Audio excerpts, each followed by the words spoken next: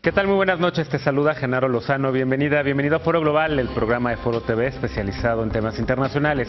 Es noche de viernes de conversaciones globales y en esta ocasión me acompaña la académica y analista Susana Chacón. Vamos a conversar sobre las propuestas en materia de política exterior de los candidatos presidenciales de aquí de México. Así que ya lo sabes, acompáñanos, esto es Foro Global.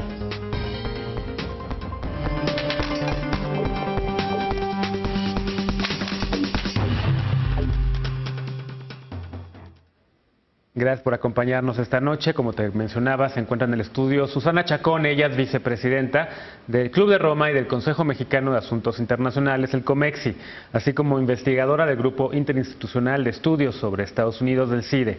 Anteriormente se desempeñó como editora en jefa de la revista Foreign Policy, edición mexicana. Fue directora de Investigación y Desarrollo del Tecnológico de Monterrey, Campus Santa Fe, y es egresada de las universidades de Georgetown, Harvard del CIDE y la Universidad Iberoamericana aquí en la Ciudad de México. Susana, bienvenida a nueva cuenta a Foro Global. ¿Cómo estás? ¿Cómo estás, Genaro? Muchas gracias por la invitación. Al contrario. Oye, nunca hablamos de temas de México, pero evidentemente este año es un año importantísimo para nuestro país, un año en donde los temas del mundo están importando tal vez como nunca antes en la plataforma de los candidatos y en los temas que están debatiendo los candidatos a la presidencia. Exactamente, Genaro. Y hace una semana, más o menos un poquito más, que fue el debate, pues vimos que realmente la política exterior pareciera ser que se reduce exclusivamente a la relación con Estados Unidos, ¿no? Sin duda es la relación más importante, es la relación, yo siempre he dicho que la embajada en Washington, la embajada de México en Washington, es la secretaría que forma parte del gabinete mexicano, que es la más importante. Después ya viene Hacienda, después Gobernación de Relaciones Exteriores y todas las demás, ¿no?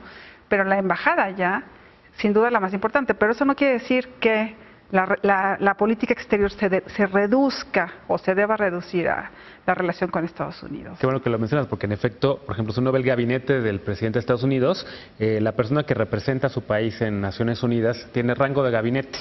Y en efecto, en nuestro organigrama, la persona que nos representa, el embajador o embajadora en Estados Unidos, no tiene rango de gabinete de secretario. Debería tenerlo. Debería tenerlo, porque es el punto más importante para muchos temas en toda la agenda nacional, Claro.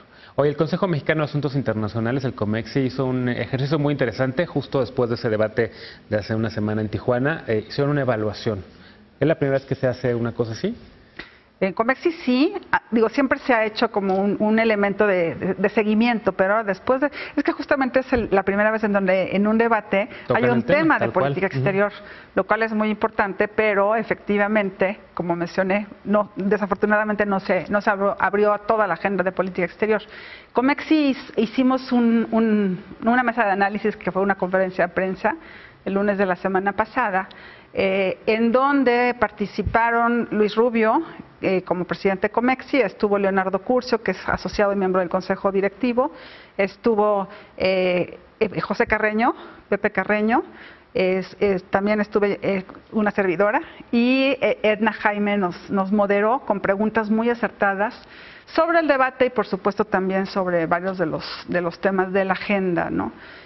Ahora, evidentemente, para quienes nos dedicamos a estos temas, sí, a mí se me dio emoción, por lo menos que en el tema, en la agenda, estuviera la discusión de política exterior, aunque realmente, como bien decías, el debate parece que solo se enfocaron en uno, pero el ejercicio del debate era hablar de temas de comercio, seguridad y relaciones exteriores, ¿no? ¿Por qué no empezamos un poco por comercio? Para diferenciar un poco las plataformas de los 4 candidatos, ya solamente hay 4 candidatos, Margarita Zavala se bajó recientemente de la contienda.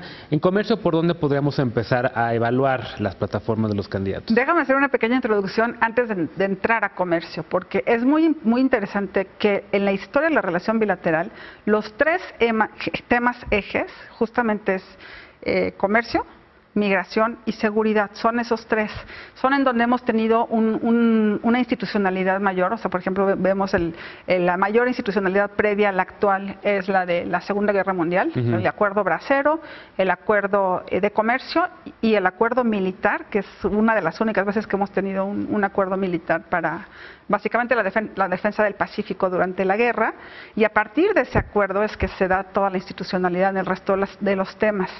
En el caso actual, a partir de la negociación del Tratado de Libre Comercio que entró en 94 en vigor, se dan las negociaciones de los otros temas, ¿no? Entonces, los momentos de mayor institucionalidad, la Segunda Guerra Mundial y después con Salinas de Gortari y el periodo posterior hasta ahora, en donde en materia de comercio está, por supuesto, el Tratado de Libre Comercio, en seguridad, primero con ASPAN y después la Iniciativa Mérida, y en migración no se ha podido institucionalizar de la misma manera como estos dos temas. Pero estos 24 últimos años, y por eso la introducción, el gran valor que yo le veo al Tratado de Libre Comercio es justamente que nos permitió institucionalizar la relación de una manera muy acertada para básicamente todos los temas, porque estos son los tres principales. Se creó un andamiaje, digamos, en torno a la relación más importante para nuestro país, ¿no? Claro, y que además se puede aplicar para el tema de energía, para el tema de agua, para el tema de educación, por supuesto medio ambiente,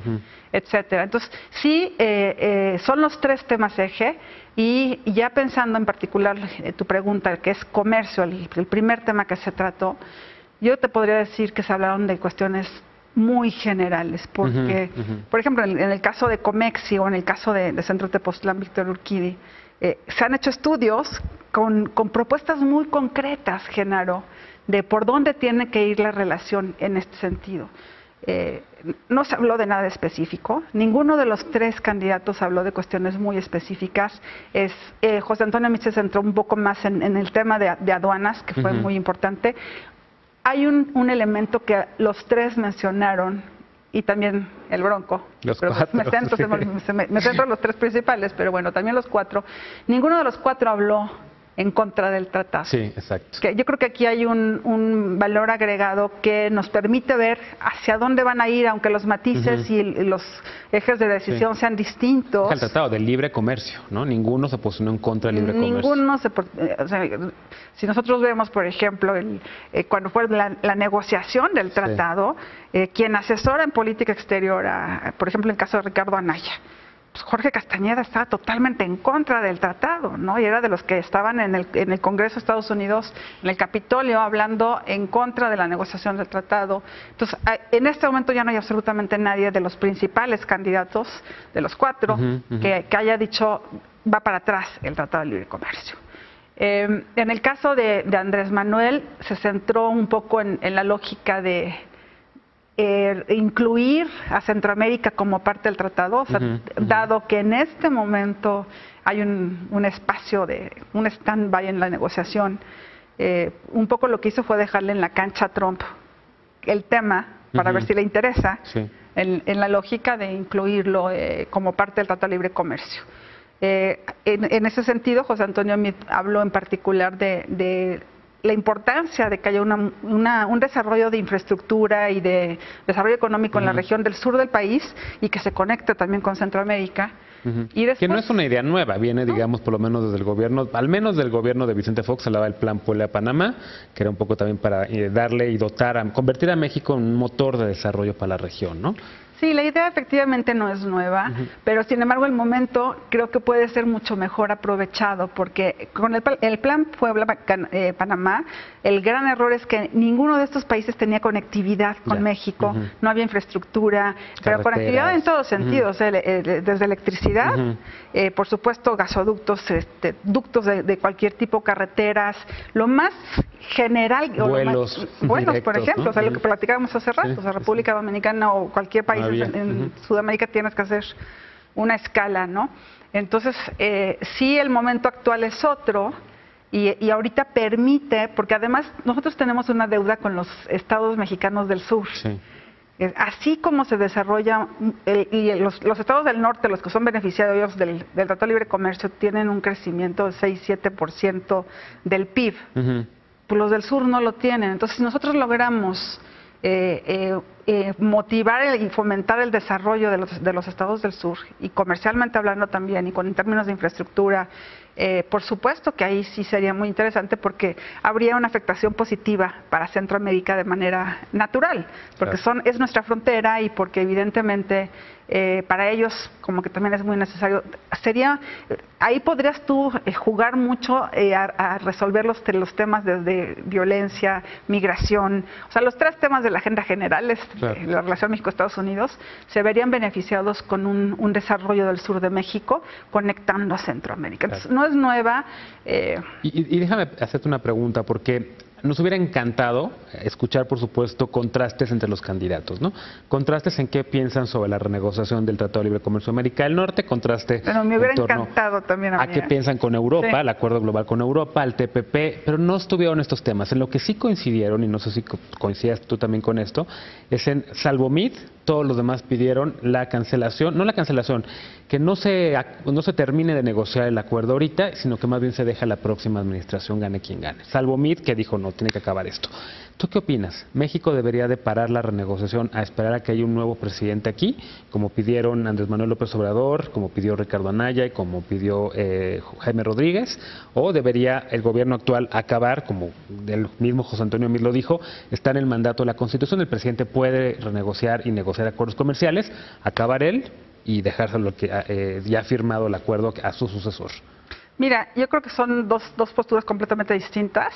La de José Antonio Meade efectivamente asegura el que haya una continuidad en los planteamientos que se ha planteado este gobierno, pero también como continuidad de los anteriores. O sea, primero de entrada, pues la negociación es una sorpresa, claro. No lo esperábamos antes de Trump, y ya que se da, creo que justamente nos habíamos tardado 24 años en acordarnos que teníamos un tratado de libre comercio. Claro. O sea, hay un elemento que realmente es muy grave, Genaro, que es el hecho de que se negoció el tratado y no hicimos absolutamente nada durante el tiempo posterior, no se actualizó. Entonces yo creo que sí se tiene que actualizar. Definitivamente. El hecho de que no se termine ahorita te permite no negociar con prisa. Y acuérdate que en negociación y en resolución de conflictos, quien negocia con prisa pierde, necesariamente.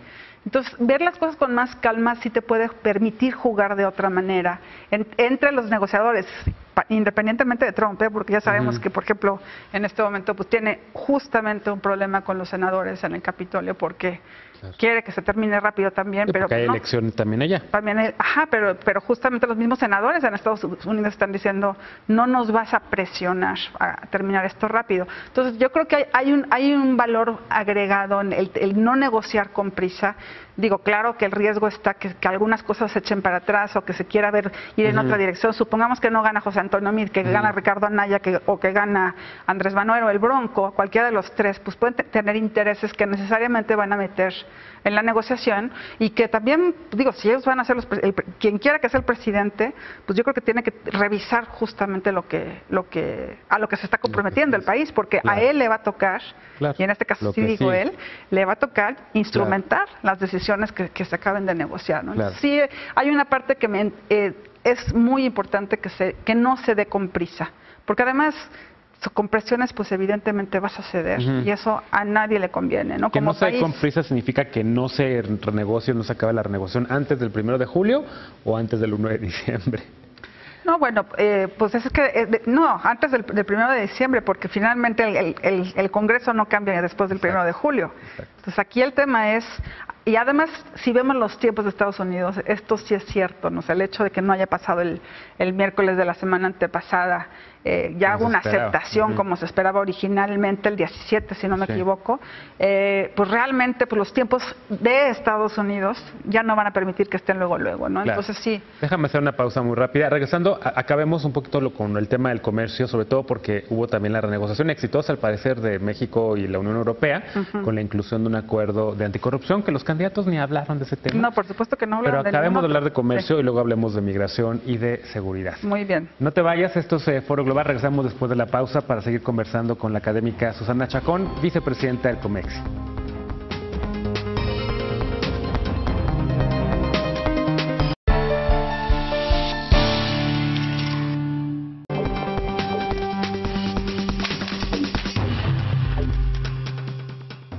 Gracias por continuar con nosotros en Foro Global. Esta noche estamos conversando con la académica y analista Susana Chacón y las propuestas en materia de política exterior de los candidatos a la presidencia de México. Susana, hablábamos sobre comercio y nos faltaba toda la pinza de bueno, por supuesto, de todos los acuerdos comerciales que tiene México, pero tal vez los más importantes ahorita, el tema de Europa y el tema también, por supuesto, del renacimiento, por decirlo de alguna manera, del TPP, ¿no? Un acuerdo del que se salió Estados Unidos y México se acabó quedando. No escuchamos a los candidatos hablar de eso. Y sí escuchamos, por lo menos, decir que sí creen en el modelo de libre comercio, sin ninguna diferencia. Sin absolutamente ninguna diferencia. Y es muy interesante porque no hablaron de ninguno de los otros tratados en particular, ni se metieron a fondo, por supuesto que de ninguno, ni de Europa, ni el TPP, ni Alianza del Pacífico, de nada, ¿no? Porque hay una relación comercial para diferentes lados. Lo que sí mencionaron es el tema de la importancia y la necesidad de diversificarnos. Sí. Que entonces, siempre lo dicen. Que siempre se dice que hay un tema que realmente sí podría ser el ideal podernos diversificar, pero realmente, si tú ves, o sea, tenemos estas negociaciones que tú acabas de mencionar, Europa, el Transpacífico, el TPP, Alianza para el Pacífico, en fin, en EMIL, los bilaterales que son de 43 a 48 dependiendo del momento, pero nuestra relación principal es Estados Unidos. Más del 80%, esto lo hemos repetido 1000 veces, está concentrado en ya no nada más en cruces de productos terminados, sino en economías realmente integradas en América del Norte. Entonces, como mencionábamos en la conferencia de prensa de Comexi, efectivamente es lógico que nuestra principal relación sea con Estados Unidos porque es nuestro vecino.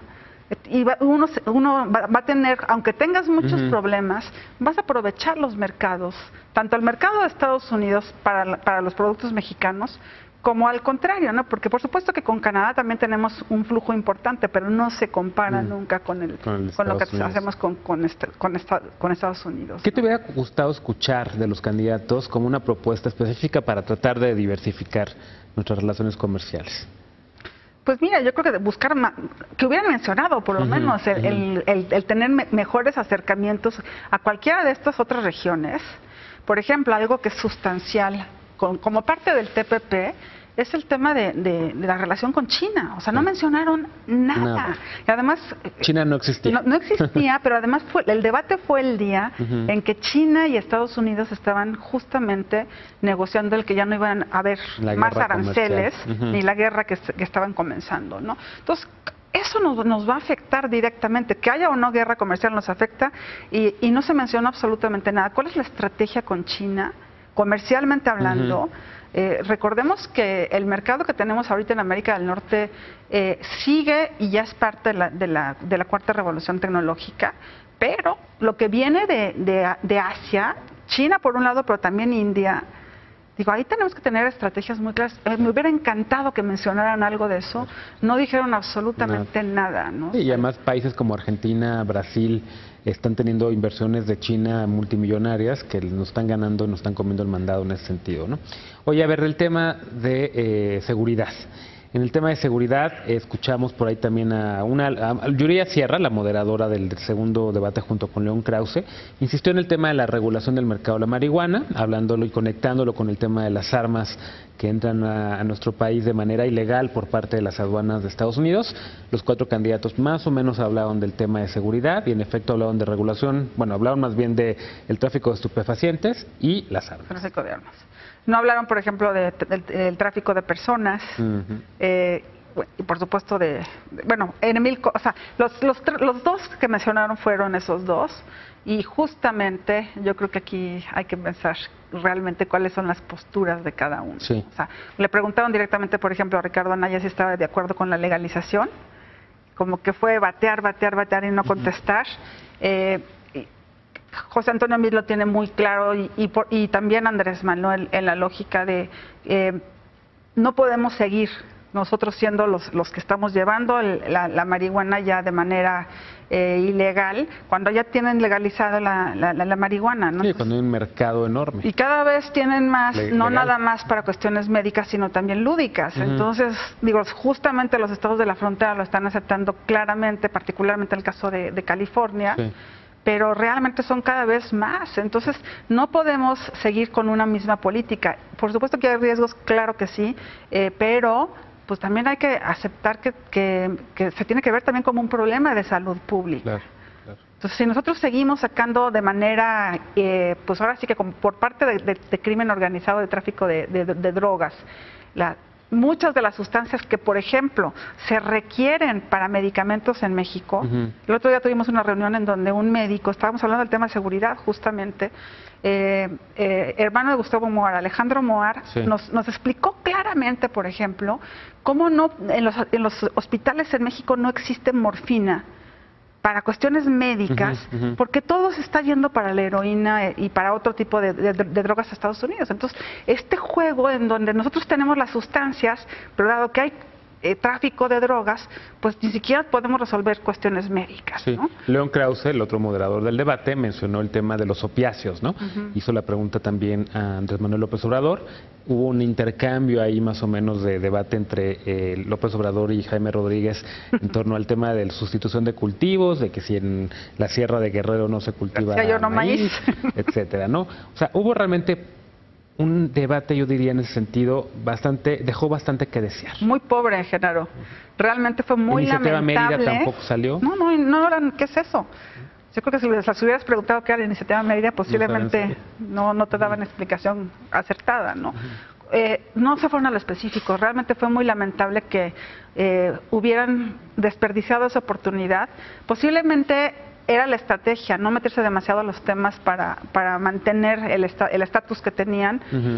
Sí considero que los moderadores hablaron demasiado tiempo, fueron 26 minutos, Genaro. Y yo creo que era importante que le dieran más espacio a los candidatos y sin tantas interrupciones, porque realmente se perdió ahí o con preguntas más cortas y más directas y con una diversificación de temas, que posiblemente también se habría tenido que preparar de una manera distinta por parte de los moderadores, pero esto como que permitió jugar de manera pelearse por el maíz blanco o no blanco versus si se puede sembrar eso en la Sierra de Guerrero, ¿no? La misma pregunta que te hice sobre comercio. ¿Qué te hubiera gustado escuchar de los candidatos en materia de propuestas de seguridad? Uy, tantas cosas. ¿Qué van a hacer en términos, por ejemplo, de todos los mecanismos de inteligencia? Para pues ahora sí que el control entre los dos países de todos los mecanismos que se dan justamente a partir de la Iniciativa Mérida y que tenemos que fortalecer mucho más. O sea, que hablaron muy poco, por ejemplo, del tema de aduanas, pero la regulación en aduanas, por supuesto, que es clave. O sea, esto si vamos a seguir con el paso de personas con una internación distinta, por ejemplo, en los aeropuertos, esto puede reducir muchísimo más el tema de seguridad o puede resolver más el tema de seguridad. Entonces, digo, son muchos elementos que dejaron sobre la mesa, que ni siquiera tocaron en el tintero y que habría sido sustancial porque nos hubiera permitido realmente conocer qué saben y cómo piensan para resolver estos problemas. Son los candidatos y alguno de ellos va a ser el presidente, ¿no? Si hay un cambio de paradigma o no en el combate a las drogas, cómo tratar de detener el flujo de armas ilegales, si van a hacer cabildeo en el Congreso de Estados Unidos. De eso hablaron muy poquito del tráfico de armas, vago, ¿no? O sea, digo, el 90% de las armas que se usan en México son compradas legalmente allá y vendidas ilegalmente acá, ¿no? Entonces, migración, porque tenemos que ir al otro tema, si no se nos va a acabar el tiempo. Claro. Migración que está también, por supuesto, en la mente de los candidatos, en sus actos políticos. Han ido muchos de ellos a Estados Unidos, se han reunido con comunidades migrantes en un diálogo para hacerles propuestas también en esa materia, por el reto de la administración Trump, que al menos en retórica sí ha puesto ahí el ojo, de decir, hasta animales llegó a llamar el presidente Donald Trump a un tipo de inmigrantes, ¿no? Pues déjame decirte que también dejó muchísimo que desear el tema de migración y cómo lo trataron. Porque, digo, en materia por supuesto es que tenemos que tener otro tipo de empleo en México y resolver el problema de la pobreza. Esa es una realidad, no la podemos negar. Pero ¿cuáles son las propuestas? Pasar el Instituto Nacional de Migración a Tijuana, hacer de los consulados procuradurías y recibir bien a los deportados que regresan a México. Es en el tema del López Obrador, ¿no? Las propuestas de López Obrador. Las dos primeras sí, pero el de recibir bien es de los cuatro, básicamente de los cuatro, ¿no? Y yo creo que allí... Anaya propone además también lo de representación de los inmigrantes en el Congreso, ¿no? la representación de los inmigrantes en el Congreso y por supuesto que en el caso de José Antonio es mucho más la continuación el fortalecer los consulados, pero una continuación de la política actual, ¿no? Como dijo él, para que no te vuelvan a fallar. Que no te vuelvan a fallar, hazme favor. Que no. Sí, el Bronco, bueno, nada. Nada, absolutamente nada. Entonces yo creo que aquí sí también perdieron una gran oportunidad porque... ¿Qué te hubiera gustado escuchar? Me hubiera encantado que no pensáramos en cómo vamos a recibir a los migrantes acá, sino qué vamos a hacer para que no se tengan que regresar. Para detenerlos. O sea, ¿cuáles son sus propuestas como presidentes o qué van a hacer ya como presidente cualquiera de los cuatro para que realmente se puedan, personas que tienen allá 20 años viviendo, que tienen familia, que tienen trabajo, que tienen escuela, que no se tengan que regresar, ya no son mexicanos, no les interesa regresar, Genaro. O sea, tú les preguntas a cualquiera de los que viven con las comunidades en Illinois, en Chicago, en cualquiera de los estados, en Carolina del Norte, ¿sabes qué es lo que quieren? Tener su vida ya, claro. A pesar de las amenazas de Trump, sí. A pesar de la violencia que están viviendo por lo que se ha desatado en la sociedad de discriminación y de violencia en contra de ellos, se sienten más seguros allá que en México. Claro. Entonces ahí sí hay una parte en donde primero tenemos que poner en orden aquí la casa para poderlos recibir, porque efectivamente esa no es la tirada, tenemos que ayudarlos a que se puedan quedar allá, ¿no? Claro. En materia del segundo debate, ¿para ti quién ganó? En materia del segundo debate, para mí ganó el formato a pesar de los moderadores, porque realmente me gustó mucho el que hayan tenido participación de la sociedad, del público. Me hubiera gustado que hubieran sido preguntas más espontáneas y naturales. Sí se veía que era demasiado estudiado, pero esto se puede perfeccionar. Claro. Yo creo que es un primer paso. Claro. Digo, esto sucede normalmente en los debates en Estados Unidos, aquí es la primera vez que se hace. Sí creo que el formato fue bueno, fue mejor que el anterior, que el primero, como formato, ¿no? Hay que mejorar claro. Realmente. Pero los candidatos nos quedaron a deber. Nos quedaron a deber muchísimo y en política exterior nos quedaron a deber todo. Susana Chacón, muchas gracias por estos minutos para Foro Global y vente pronto para hablar de más temas. Claro que sí, Genaro, muchas gracias y gracias al auditorio. Gracias a ti. Gracias a ti por habernos acompañado esta noche en Foro Global. Soy Genaro Lozano, te invito para que continúes con la programación de Foro TV. Yo te espero el domingo en punto de las 11 de la noche para la mesa de Sin Filtro, la mesa de debate entre jóvenes, y el lunes para la nueva emisión de Foro Global. Y por lo pronto, muy buen fin de semana.